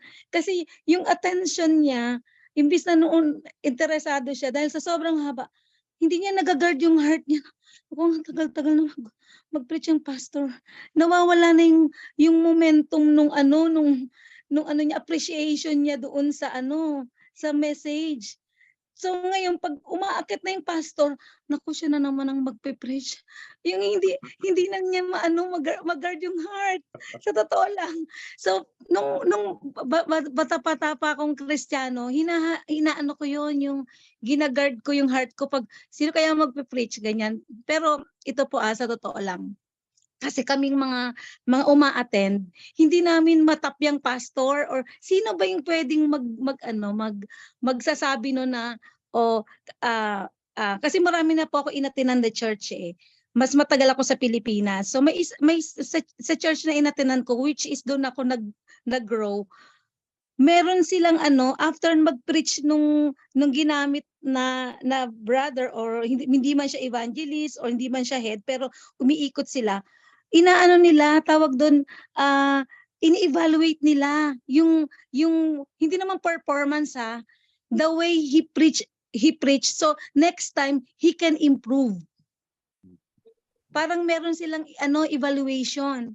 So ewan ko kung ginagawa niyo yan dito as circle ng pastor or paano kayo nag-i-evaluate ng niyo ng mga the way you preach kasi next time mai-improve niyo. Katulad niya sinasabi ni Pastor June na-appreciate ko siya na kasi totoo yun, may nilulook forward yung yung tao na susunod ay oo nga nabitin ako dito sa preaching ni pastor, ano kaya yung sa susunod. So hindi mo na di-despise yung sinasabing despising the church pero nabibigyan mo siya ng excitement to come kasi ano kaya yung kasi short lang pero may impact sa susunod maano siya yung ma-motivate uli siya na i-look forward yung susunod na preaching na yun. Ano ba i-reveal ni God uli sa kanya?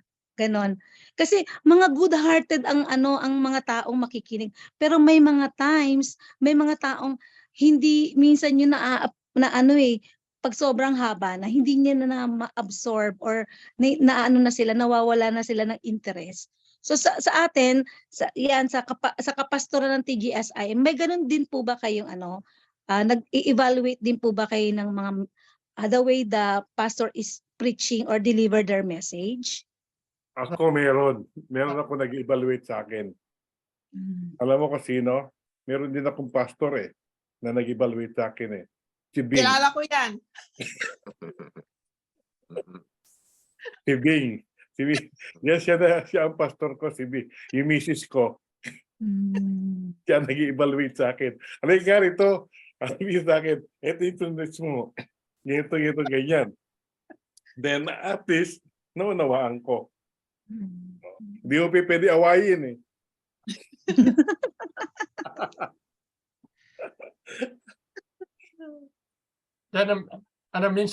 minsan sa Saudi nung kami nung bago pa naghahayag din ako, ang ginawa namin nagtinanong namin ano ba yung nakikita nila sa amin na nakaka-distract ba?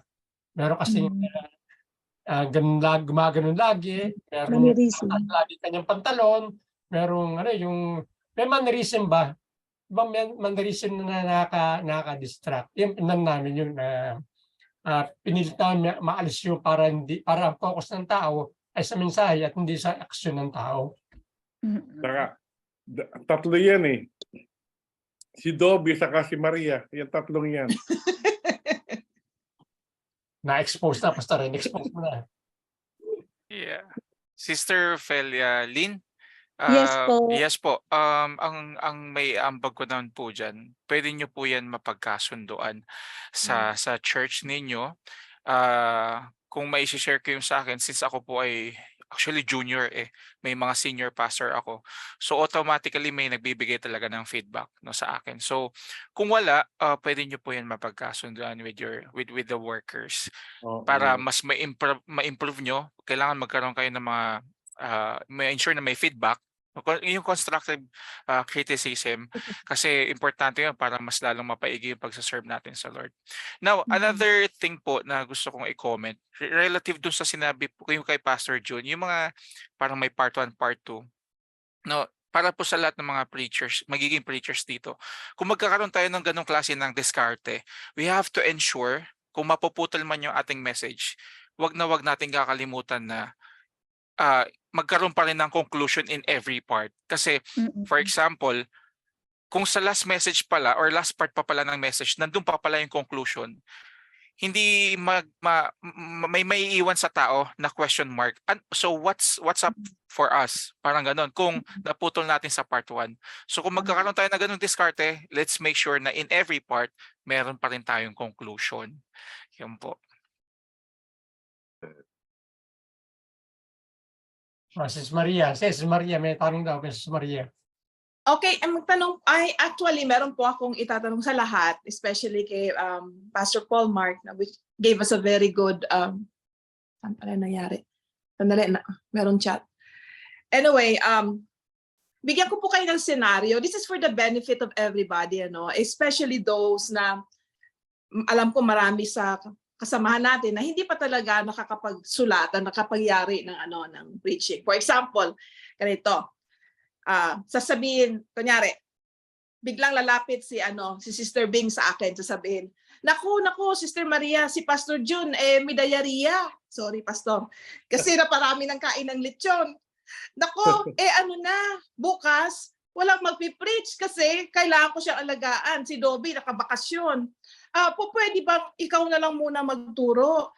Tapos, kay Valentine's pa naman bukas. Maraming mga baguhan na naimbitahan kasi may Valentine's party tayo. Mga 30 minutes lang naman, pwede kang magturo about ganon. So, kung ibibigay ko sa yung scenario na yun, kasi marami po sa mga lay leaders natutulak kapag na-absent yung pastor, yung bigla silang naalalagay sa posisyon na sila na pala ang magtuturo dahil hindi available yung isang tao. Ngayon po, pastor, sa mga inyo, sasabihin, ito yung tanong ko, paano ba ako magsisimula?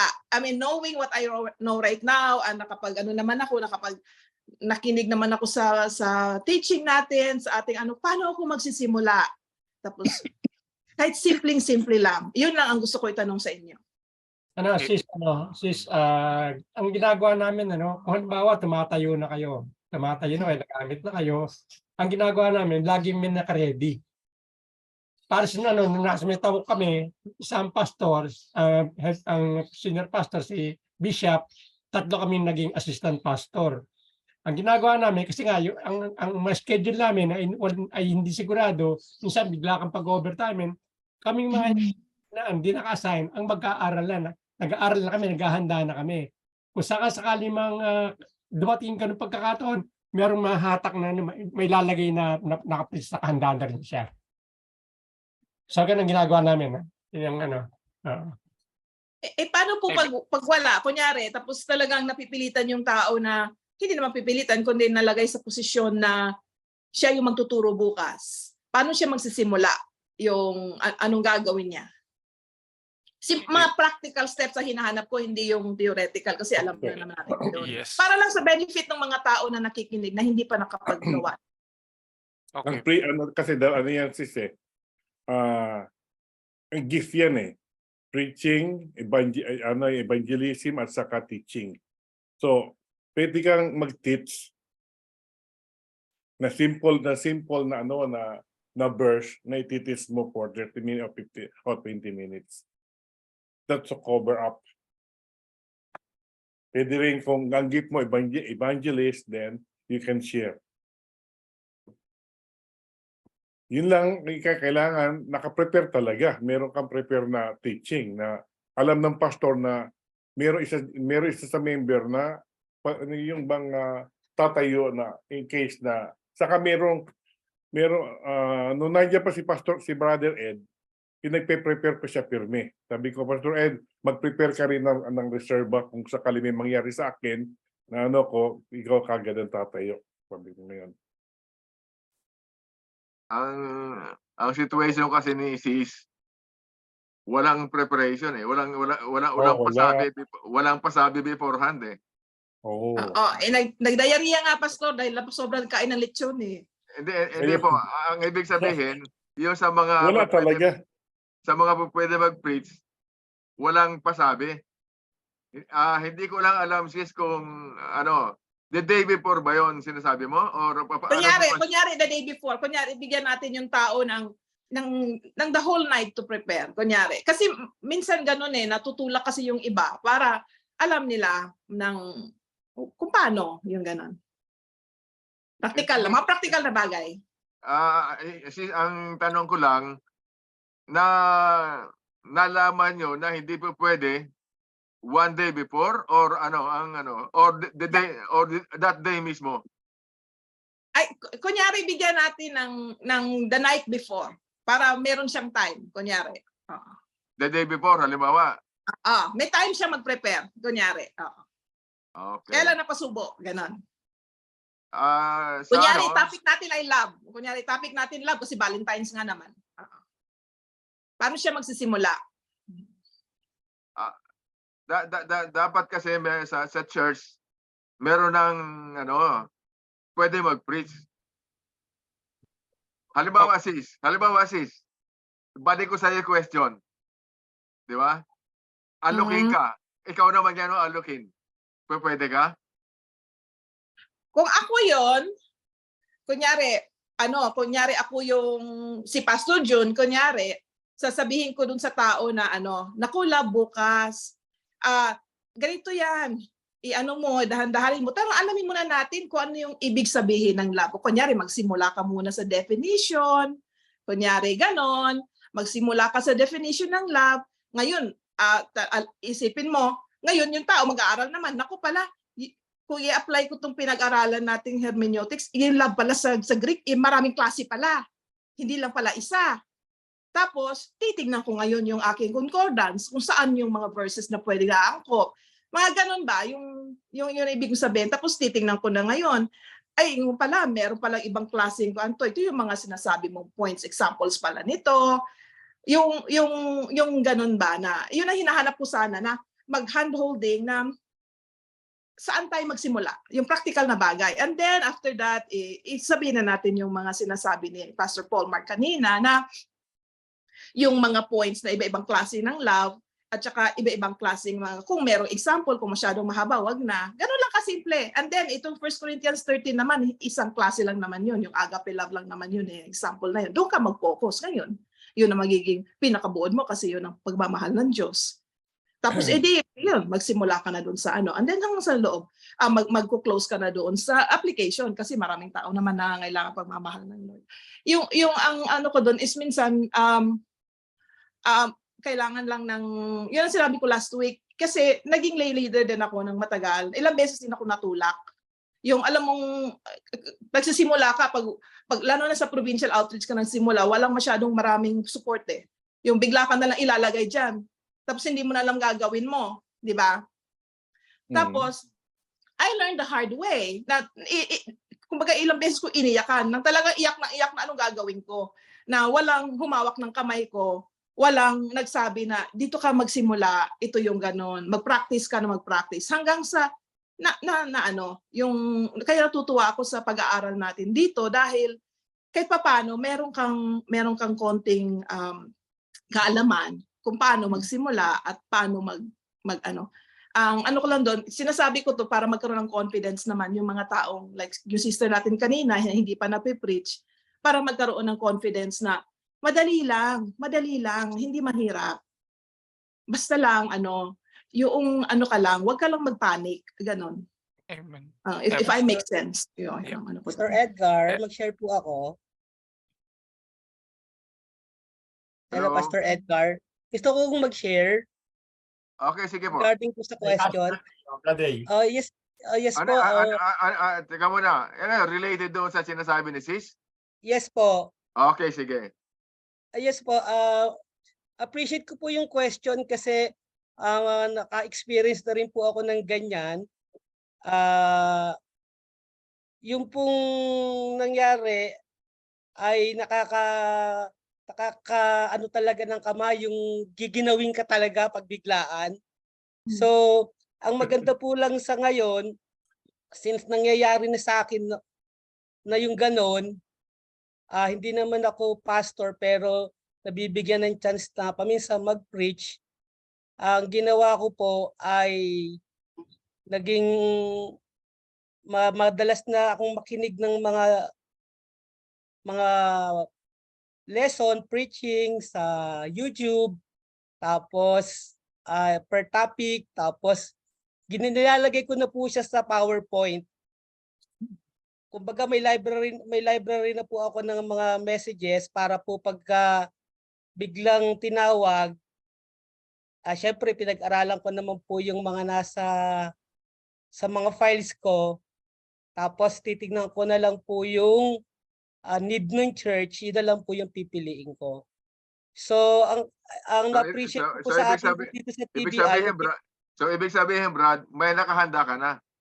opo, parati pong Okay. meron. Kasi po kung gagawin na po natin na practice na nag-ano po tayo yung aside po dun sa weekly na nare-receive po nating mensahe sa simbahan natin mismo, kung nakikinig din tayo sa iba pang mga churches na katulad din naman natin na Bible-based, yung Trinity Church, ay marami din naman po tayong makukuhang mensahe doon sa kanila na pwede rin naman po nating i-apply yung tinuturo dito. Tapos maano na lang po natin, yung pong mga verses na ginamit nila, pwede po nating ma-meditate. Tapos yung pong ibibigay naman sa ating pinaka-points, yun po, yung para maging personal na yung may mensahe dahil ikaw na mismo yung nakapag-meditate noon. So, mahirap po talaga yung biglaan. So, ang ginagawa ko po, parati po akong may mga piniprepare na message kahit hindi pa ako naka-assign mag-message. Good. Ganun po yung ginagawa ko. Maganda naman yon. Maganda naman yon. At, pero actually, mahirap talaga yung situation ni Sis na binigay. Isa sa pinakamahirap yan. Oo. Pastor, Kaya lang- pwede bang magbigay ng input? Okay, sige. Ayan, okay. Okay, sige. Unang-una, yung pagpapatayo, of course dapat yung pastor na magbibigay ng authority or mag-endorse para mag-preach, dapat he should ensure na yung taong yun is capable and ready. Okay, yun ang una. Pero for the sake of our sisters questions, kasi naiintindihan ko saan siya nagagaling, parang band-aid solution eh.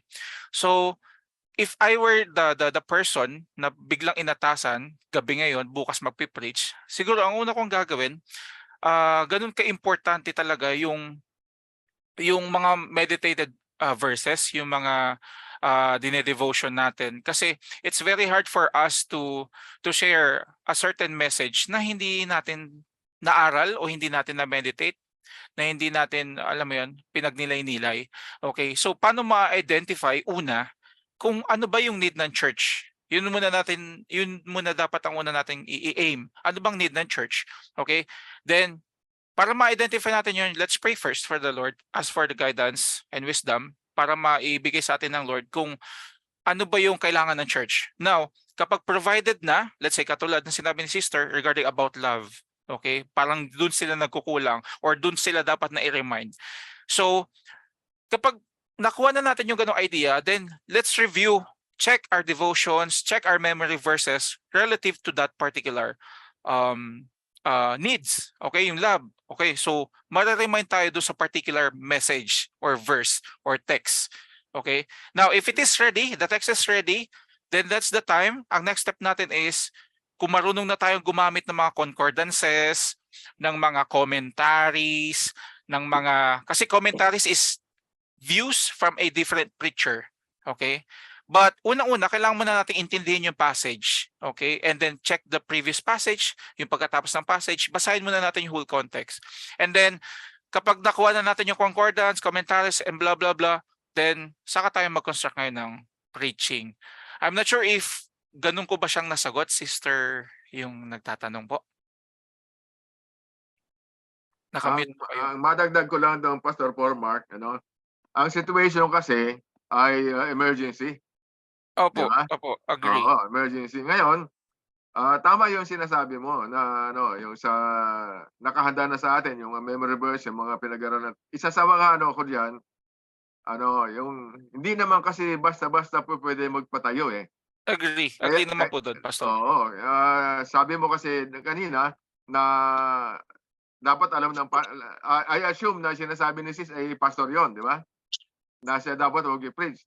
Ngayon, Opo. Tapos nagkasakit, yung nag-diarrhea nga, kunyari.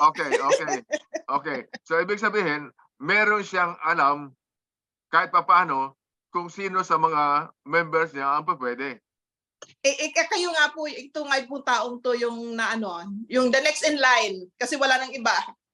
Okay, ganon. Ngayon, dyan papasok yung advantage ng nagtuturo tayo sa Bible study. Yes. Agree. Oo. Oo. Kasi yan ang unang training natin, ang makapagturo tayo sa Bible study. Ba? Kapag nagtuturo na tayo sa Bible study, pwede nating makita yung mga topic natin na tinuro. Kahit na nga yung book to book na pagba-Bible study, pwede kang kumuha doon sa portions na yun dahil naipaliwanag mo na yun eh. Di ba? Naipaliwanag mo na. Ngayon, lalagyan mo na lang siya ng title. At least doon, naihanda mo na ang sarili mo. Kasi nga, sabi ko nga, it is an emergency situation. Tapos, yung mga sinasabi na pinag-aralan natin kanina, na banggit ni Pastor Cormac at nung mga previous Saturdays, maaaring mawala na yon dahil nga sa situation. So, ibig sabihin, kailangan lang ng mag-preach. So, Okay. ang pinaka dyan, nasa posisyon tayo kapag nagtuturo tayo ng Bible study. At the same time, kung nagtitake note tayo ng mga preaching at take note natin yung title, yung mga points lang, tapos yung mga verses lang, pwede nating pag-aralan yon. Dahil yun ay kung nag-take note tayo. Pero kung hindi, wala tayong pag-aralan. So, ganon ang mga sitwasyon dyan. Amen? Oo, I mean, yan ang magandang sagot yung mga sinabi ninyo kasi nung nagsimula din kasi ako ng high school pa ako, nung nailagay ako sa sitwasyon na yan, ang una kong kinuha yung notebook ko ng quiet time ko at saka yung mga pinag-aralan ko na rin na verses na meron na akong konting confidence dahil na-meditate ko na yun dahil na na yon. So that is very true na siguro kung yung mga hindi pa nagte-take down notes sa kanilang quiet time, kailangan sigurong gawin nating habit yun, especially kung nagsisimula pa lang tayo, di ba? Para kung sakali man darating yung pagkakataon na bigyan tayo ng opportunity ng Lord na tumayo, kumbaga ready tayo, tsaka may confidence tayo dahil hindi na yun yung, hindi sa atin, especially kapag sa mga Bible studies, pag na-assign, wag mahiya yung tatayo at mag-practice na dahil darating yung pagkakataon mas malaki na yung opportunities natin, di ba? Yung wag tayo umayaw, kumbaga kung may mga small opportunities for service. Saka pag pastor ka, nagli-lead ka na sa church, dapat meron ka inner court. Alam mo, inner court, meron kang point na talagang close sa iyo na pwede mo siyang gamitin kagad dahil kilala mo na siya. Diba? Amen. So, ako tatlo yung inner court ko. Puro babae. Si Dobby, si Sister Maria at saka si Bing. Yan ang mga support. Dati si Boyet. Si Boyet lang at saka si Dobby. Ngayon, last Boyet, merong na-busy. So ngayon, tatlo pa rin sila. Either mga teacher yan, magagaling na teacher. Gifted yan, gifted. Si Dobby, last Sunday, nakasalang na siya. Last Sunday. Si Sister Dobby, talagang pwede nang i-schedule. Amen. Nagamit na yung hermeneutic. Talagang gamit niya talaga. Sister Dobby. Amen. So, Amen. diyan muna natin tapusin yung ating magandang discussion. Nung last week, ang haba pa na time natin, walang nagsimula eh. So praise God at nagkaroon tayo ng konting Interaction. reaction, ganyan. So hanggang sa muli, ano? Pag may Okay. time pa uli. Amen. Okay, bye-bye. Okay, bye-bye. Bye po. God bless bless. everyone. God bless Bye. everyone. Thank you, Pastor Paul, for Okay po. sharing. Thank you, All right. Pastor Praise God. Edward. Thank you, Pastor Bye-bye. Will. Bye. Yes. Bye, everyone. God bless. Bye.